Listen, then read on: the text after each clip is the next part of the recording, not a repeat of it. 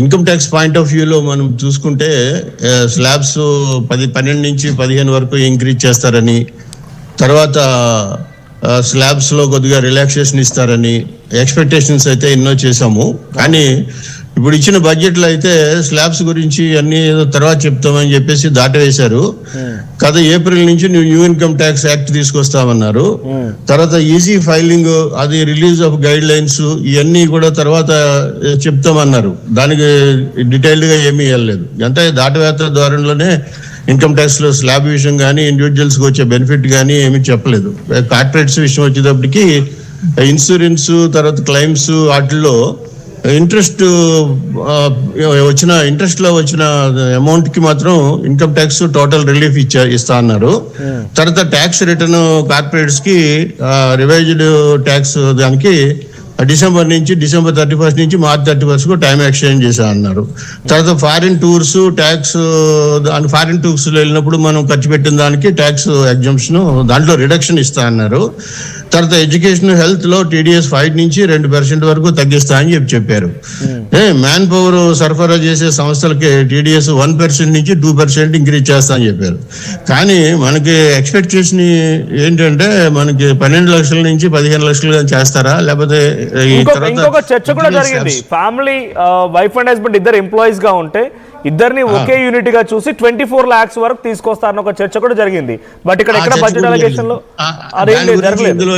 దాని గురించి ఇందులో ఏమీ మాట్లాడలేదు. యాక్చువల్ గా ఏంటంటే 12, 24 లక్షల వరకు ఒక యూనిట్ కింద తీసుకుని ఎగ్జామ్స్ ఇస్తారని కూడా చాలా ఎక్స్పెక్టేషన్స్ వచ్చినాయి. చాలా హై హోప్స్ తో ఉన్నారు. యాక్చువల్ గా అంటే ఇద్దరు ఎంప్లాయీస్ ఉన్న వాళ్ళకి అది పెద్ద బెనిఫిట్ ఉండదు, కానీ సింగిల్ ఎంప్లాయీస్ ఉన్న వాళ్ళకి మాత్రం మంచి బెనిఫిట్ ఉండే అవకాశం ఉంది. ఎందుకంటే హౌస్ వైఫ్ ఉండి ఇన్కమ్ లేకుండా ఉన్న వాళ్ళకి కూడా ఇద్దరు ఎంప్లాయీస్ ఉన్న వాళ్ళకి ఇచ్చే బెనిఫిట్ ఇస్తారని చెప్పి ఎంతో ఎక్స్పెక్టేషన్ చేశారు. కానీ ఇందులో ఏమీ మెన్షన్ చేయలేదు, ఊరికే దాటేశారు, అంతే దాటేశారు. ఇది actual income tax point of వ్యూలో మన ఎక్స్పెక్టేషన్ వాళ్ళందరికీ నిరాశే తప్ప ఏమీ అంత సంతోషంగా కానీ లేకపోతే ఆనందించే విషయంగా కానీ ఏమి కనిపించలేదు. బడ్జెట్ చాలా ఏదో జస్ట్ ఎవరికి అర్థమైన భాషలో తీసుకుంటా ముందుకు వెళ్ళారు తప్ప బడ్జెట్ అయితే అంత ఆశాజనకంగా ఏమీ లేదు. మరి ఇంకా డీటెయిల్డ్ నోట్ ఇస్తాము అని అన్నారు. ఎప్పుడు ఇస్తారో ఏంటో చూడాలి. సామాన్యులు కూడా ఫైలింగ్ చేయొచ్చు. సో దాంతో అడ్వాంటేజ్ ఏంటి? ఈజీ ఫైలింగ్ గురించి గైడ్ లైన్స్ ఇస్తా అన్నారు. అది ఓకే, ఎప్పటి నుంచో మనం అందరూ అడుగుతున్నాం. ఎందుకంటే we are depending on auditors to file income tax return. But income tax return మనం ఈజీగా ఫైల్ చేయడానికి అవకాశం ఉంటే అందరూ ఫైల్ చేస్తారు. ఎవరైనా ఫైల్ చేసేదానికి అవకాశం ఉంటది. కాకపోతే బెనిఫిట్స్ రిటర్న్ సబ్మిట్ చేయడం వరకే తప్ప బెనిఫిట్స్ మరి యాజ్ పర్ ట్యాక్స్ రూల్స్ ప్రకారమే ఉంటాయి కదా బెనిఫిట్స్ అయితే. ఓకే, సో ఎటువంటి అడ్వాంటేజ్ సామాన్యులకు కానీ లేకుంటే ఎంప్లాయీస్ కానీ దీని ద్వారా కలగలేదంటే ఈజీ ఫైలింగ్ అనేది is not a big advantage. ఇప్పుడు సపోజ్ మనము ఏదో ఆడిటర్ దగ్గరకో లేకపోతే చదువుకున్న వాళ్ళ దగ్గరికి వెళ్ళి ఆన్లైన్ లో ఫైల్ చేసుకునే ఫెసిలిటీ ఆల్రెడీ ఉంది మనకి. ఓకే, ఇంతకుముందు కూడా ఉంది. ఇప్పుడు అది ఏంటంటే ఇంకా ఈజీగా చేస్తామని అన్నారు. ఎంత ఈజీగా చేస్తారనేది గైడ్ లైన్స్. ఇంకా ఇన్ వన్ వర్డ్ సామాన్యులకి బడ్జెట్ లో ఈ ట్యాక్స్ ఐటీ యాక్ట్ ద్వారా ఏదైనా లబ్ధి జరిగిందా? Yes or no? ఏం జరిగింది? లబ్ధి ఏం జరగలేదు. జరిగేది ఏం జరిగింది అనేది చెప్తే కదా మనకి లబ్ధి జరిగిందా లేదా అనేది చెప్పడానికి. మనకి ఇప్పుడు ఏదో జస్ట్ యాక్సిడెంటల్ క్లెయిమ్స్ లో మళ్ళీ క్లెయిమ్ టోటల్ అమౌంట్ మీద ఎగ్జంప్షన్ అని చెప్పలేదు, ఇంట్రెస్ట్ మీద ఎగ్జంప్షన్ అని చెప్పారు. అది ఇండైరెక్ట్ గా అది కూడా మరి మిస్గైడ్ చేయడమే. పోనీ ఇప్పుడు యాక్సిడెంట్ లో చనిపోయారు, వాళ్ళకి ఏదో 10 లక్షలు 5 లక్షలు రిలీఫ్ వచ్చింది. ఆ రిలీఫ్ లో మొత్తం ఎగ్జామ్షన్ చేస్తున్నాం అంటే ఒక రకంగా బాగుండేది. అలా దానికి ఏమలేదు. టూరిస్ట్ మన ఫారిన్ టూర్ వెళ్ళినప్పుడు ట్యాక్స్, ఫారిన్ టూర్ ఎంతమంది వెళ్తారు, వెళ్ళినప్పుడు ఆ ట్యాక్స్ లో కొద్దిగా రిడక్షన్ ఇచ్చారంట, అంత తప్ప దానికి పూర్తి ఎగ్జామ్షన్ కూడా ఇవ్వలేదు.